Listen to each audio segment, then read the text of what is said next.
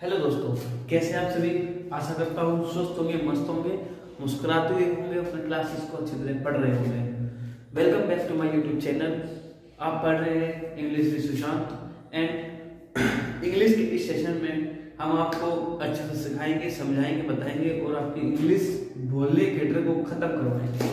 ठीक है बच्चे, तो आज के सेशन को शुरू करते हैं और पढ़ते हैं। हमारा आज का टॉपिक एक्सक्लेमेटरी सेंटेंसेस। क्या पढ़ते हैं? Exclamatory sentences. तो बच्चे चलो एक्सक्लेमेटरी सेंटेंसेस पढ़ते हैं। और उससे पहले मैं एक बात बोलना चाहूंगा कि चैनल पर जो बच्चे नए हैं, जो पहली बार क्लासेस को देख रहे हैं, वीडियो को सब लाइक करें, चैनल को सब्सक्राइब करें और ज्यादा ज्यादा बच्चों में शेयर करें। ठीक है बच्चों, पढ़ते हैं बेटा। आगे की क्लास होगी हमारी किस चीज की? एक्सक्लेमेटरी सेंटेंसेस की। किसकी होगी बेटा? एक्सक्लेमेटरी सेंटेंसेस की। एक्सक्लेमेटरी सेंटेंस कौन सा सेंटेंस होते हैं बेटा? वो एक्सक्लेमेटरी सेंटेंस। इससे पहले हमने क्या क्या पढ़ा था? इससे पहले हमने क्या क्या पढ़ा था? आप बच्चों को सबको पता होगा क्या क्या पढ़ा था? सेंटेंस पढ़े थे, वर्ड पढ़े, एफर्मेटिव, इंपेरेटिव, ये सारे सेंटेंसेस पढ़े थे। किसी बच्चे को कोई डाउट है, कोई क्वेरी है तो मुझे आप कमेंट में बता सकते हैं। मैं एक उसका क्विक रिवीजन लेकर के आगे नेक्स्ट क्लास में उससे पहले आपको बता दूंगा। ठीक है बेटे, तो आगे हम इसमें पढ़ते हैं एक्सक्लेमेटरी सेंटेंसेस। एक्सक्लेमेटरी सेंटेंसेस कौन से सेंटेंस होते हैं? वो सेंटेंसेस जिसमें हम किसी के प्रति सामने वाले को दुख का भाव व्यक्त करते हैं, दुख दिखाते हैं किसी को। समझ रहे ना आप? सेंटेंसेस, एक्सक्लेमेटरी सेंटेंसेस वो सेंटेंस होते हैं जैसे हम किसी को बोलते हैं hurray we won the match, जैसे कि पीछे एग्जांपल भी लिखा हुआ देख रहे हैं। सेकंड, किसी को कोई जैसे हम बोलते हैं रेस्ट इन पीस। इस तरीके की जो सब्जेक्टिव सेंटेंसेस हमारे होते हैं जिसमें किसी के दुख को, किसी नफरत, किसी खुशी, ये सेंटेंसेस हम जो भाव व्यक्त करते हैं या उनका भाव व्यक्त करते हैं तो उसे हम बोलते हैं कौन से सेंटेंसेस? Exclamatory sentences. कौन से सेंटेंसेस? एक्सक्लेमेटरी। बेटा इधर देखेंगे एक बार। एक्सक्लेमेटरी सेंटेंस वो सेंटेंस होते हैं जो अफसोस, दुख और खुशी देने का भाव व्यक्त करते हैं, उसे हम बोलते हैं एक्सक्लेमेटरी सेंटेंसेस। कहने का मतलब ये है कि हम किसी के प्रति जब अपना दुख दिखाते हैं, अपनी खुशी दिखाते हैं, अपना प्लेजर दिखाते हैं तो उसको हम बोलते हैं, वो सेंटेंसेस जो होते हैं वो क्या बोलते हैं? एक्सक्लेमेटरी सेंटेंसेस होते हैं। तो कौन से होते हैं बेटा? एक्सक्लेमेटरी सेंटेंसेस होते हैं। दूसरा हमारा क्या है? दूसरा हमारा आता है वोवेल्स। क्या आता है हमारा? वोवेल्स। वोवेल्स में आप सबको पता है वोवेल्स क्या होते हैं? वोवेल्स हमारे 5 होते हैं। इंग्लिश अल्फाबेट्स में हमारे कितने वोवेल्स होते हैं? 5 वोवेल्स होते हैं। कितने होते हैं? 5 वोवेल्स होते हैं। कौन कौन से होते हैं? कौन कौन से होते हैं? ए, ई, आई, ओ, यू। कौन कौन से होते हैं बेटा? ए, ई, आई, ओ, यू। मेरे साथ बोलेंगे, सभी बोलेंगे ए, ई, आई, ओ, यू। दोबारा से एक बार फिर से रिपीटेशन करेंगे। ए, ई, आई, ओ, यू। कौन से होते हैं 5 वोवेल्स हमारे? ए, ई, आई, ओ, यू। सब बच्चों को याद हो गया? ठीक है बेटा, तो वोवेल्स में 26 लेटर्स होते हैं। 26 लेटर्स में से 5 हमारे वोवेल्स होते हैं। 5 वोवेल्स कौन से होते हैं? सब बच्चों को मैंने बता दिया है। ठीक है बेटा, समझ में आ रहा है इतना? तो सिर्फ बेसिक्स है, कुछ ज्यादा वो नहीं है, समझ में आपको आ रहा होगा। वैसे अगर फिर भी किसी को नहीं आता तो आप मुझे कमेंट में बता सकते हैं कि यहाँ पर मुझे समझ में नहीं आया। ठीक है बेटा, तो आगे हम पढ़ेंगे। वोवेल्स पढ़ लिया अपने, एक्सक्लेमेटरी सेंटेंसेस पढ़ लिया। कॉन्सोनेंट्स। कॉन्सोनेंट्स अच्छा मैं बताऊंगा आपको। देखो इंग्लिश अल्फाबेट में सब बच्चों को मैंने बताया कितने लेटर्स होते हैं? 26 लेटर्स होते हैं। कितने होते हैं? 26 लेटर्स होते हैं। कितने होते हैं? 26 लेटर्स होते हैं। बेटा राहुल कितने लेटर्स होते हैं? सर 26 लेटर होते हैं, 26 लेटर्स होते हैं। ठीक है, हाँ मुझे पता है। ठीक है, राहुल ने तो बता दिया। चलो कितने बताए? राहुल ने 26 लेटर बताया। अब राहुल ने 26 लेटर्स तो बता दिए, 26 लेटर राहुल ने बता दी। अब राहुल को ये पता है कि बस जो वोवेल्स कौन से हैं और कॉन्सोनेंट्स हमारे कौन से हैं। क्यों भाई राहुल, पता है तुम्हें तुम्हारे वोवेल्स कौन से हैं और कॉन्सोनेंट्स कौन से हैं? नहीं पता? अच्छा वोवेल्स पता है कौन से? 5 वोवेल्स। हाँ वोवेल्स कितने होते हैं? 5 होते हैं। अच्छा 5 वोवेल्स होते हैं बेटा। तो 5 वोवेल्स कौन से होते हैं? अच्छा आप बताओगे मुझे? चलो मैं बता देता हूँ आपको। ए, ई, आई, ओ, यू। कौन से होते हैं? ए, ई, आई, ओ, यू। ठीक है बेटा, तो हमारे 5 वोवेल्स हो गए। फिर उसके बाद क्या होता है? कॉन्सोनेंट्स। कॉन्सोनेंट्स हमारा जो कि हमारा टॉपिक भी है, पर देख रहे होंगे कॉन्सोनेंट्स। तो इंग्लिश 26 इंग्लिश में हमने बताया, राहुल ने बताया, मैंने भी बताया अभी आपको कि इंग्लिश में 26 लेटर्स होते हैं। 26 लेटर्स होने के बाद क्या होता है कि उसमें कुछ कॉन्सोनेंट्स होते हैं, कुछ वोवेल्स होते हैं। वोवेल्स सबको बता दी 26 में से 5 वोवेल्स हो गए आपके, कितने बचे 21 आपके कॉन्सोनेंट्स होते हैं, ठीक है बेटा। 5 वोवेल्स हो गए और 21 कॉन्सोनेंट्स होते हैं। एक लेटर ऐसा भी होता है जिसमें वो ना तो वोवेल्स होता है ना कॉन्सोनेंट्स होता है, ठीक है, वो हम आपको आगे बताएंगे, ठीक है बेटा। इतना समझ में आया? 3 टॉपिक की समझ में आया आपको?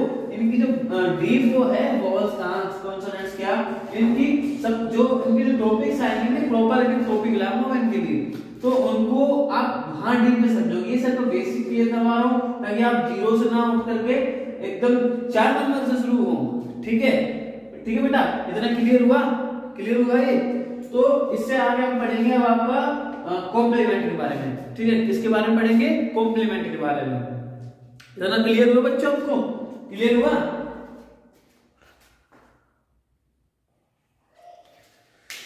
ठीक है बेटा। तो यहाँ पर आपको थोड़ी सी देखने में भी लाइट का इफेक्ट हो रहा होगा, उसके लिए मैं माफी मांगता हूँ, बस थोड़ा सा कोऑपरेट करने की कोशिश करें। इसमें क्या है बेटा, हम कॉम्प्लीमेंट्स पढ़ रहे थे, तो कॉम्प्लीमेंट में क्या है बेटे, कॉम्प्लीमेंट सेंटेंस का वो भाग होता है, सेंटेंस में सब्जेक्ट और ऑब्जेक्ट को दिखाता है। क्या होता है? जो सेंटेंस में सब्जेक्ट और ऑब्जेक्ट को दिखाता है उसे हम सब्जेक्टिव और ऑब्जेक्टिव कॉम्प्लीमेंट बोलते हैं, ठीक है। सब्जेक्ट और कॉम्प्लीमेंट, सब्जेक्ट और ऑब्जेक्ट, ठीक है।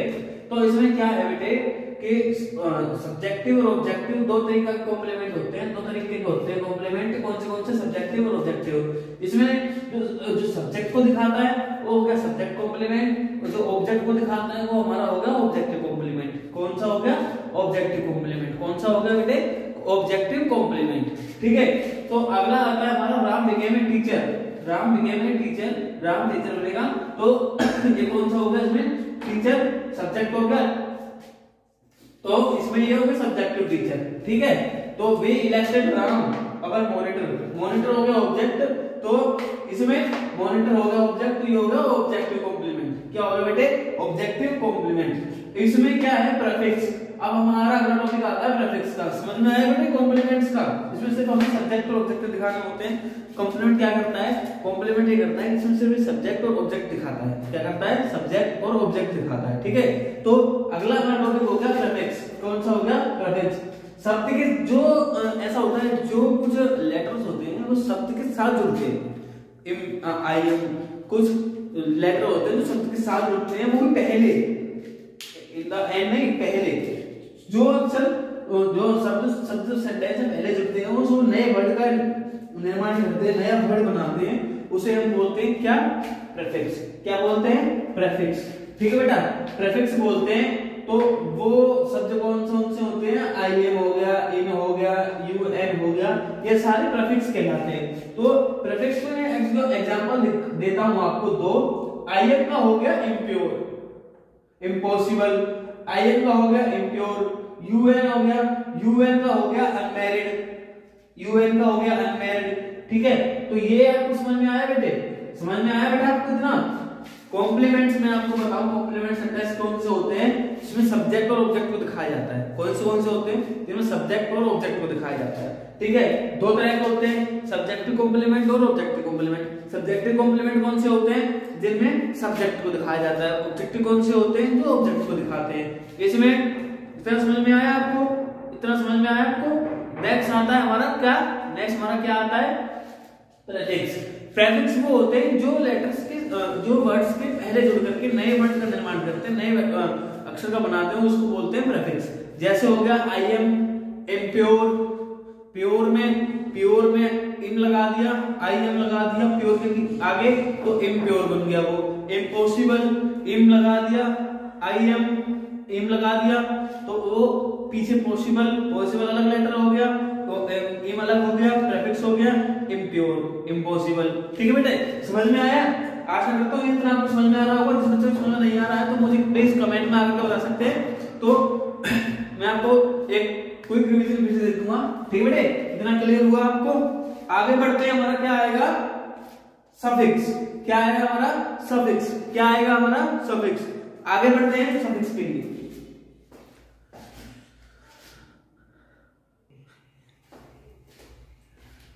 ठीक है बेटा, समझ में आया था ना आपको। तो अब हमारा होगा टॉपिक कौन सा, सफिक्स का। कौन सा हो गया हमारा बेटा, सफिक्स का। सफिक्स क्या होते हैं, अब देखो हमने प्रीफिक्स पढ़े बेटा, क्या पढ़ा था हमने, प्रीफिक्स। क्या पढ़ा था बेटे, हमने प्रीफिक्स पढ़े थे। तो प्रीफिक्स में क्या थे, वो कुछ अक्षर थे जो हमारे जो शब्द के शुरू में लगते थे, नए सेंटेंस का बना रहे थे, नए सेंटेंस बना रहे थे, उसे हम बोलते थे सफिक्स को, प्रीफिक्स। क्या बोलते थे, प्रीफिक्स। बेटा थोड़ा सा आपको साउंड में प्रॉब्लम आएगी, थोड़ी सी आवाज में, तो उसके लिए थोड़ा सा कोऑपरेट करें। और सफिक्स के बारे में हमने आपको बता दिया, और प्रीफिक्स के बारे में आपको बता दिया था। अब हमारा टॉपिक आएगा प्रीफिक्स का। किसका आएगा, प्रीफिक्स का।